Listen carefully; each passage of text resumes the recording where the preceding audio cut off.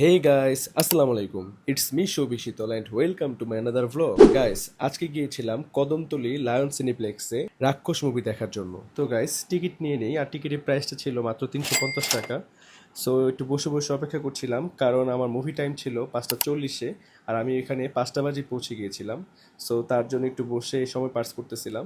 So কিছুক্ষণের মধ্যে আমার মুভি স্টার্ট হবে, আর আপনাদেরকে ভিতরের পরিবেশটা সম্পূর্ণ দেখানোর চেষ্টা করব। তো এই তো ভিতরে ঢুকতেছি গাইস।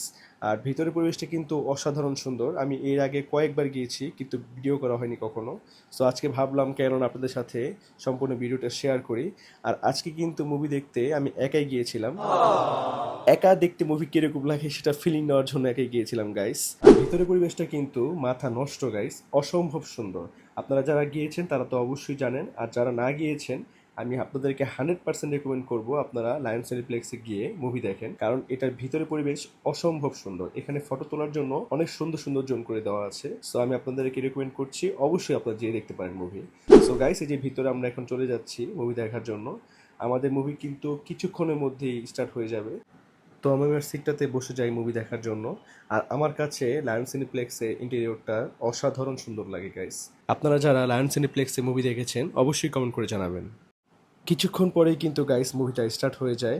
আর এই পুরো মুভিটাই ছিল জাস্ট অসাধারণ।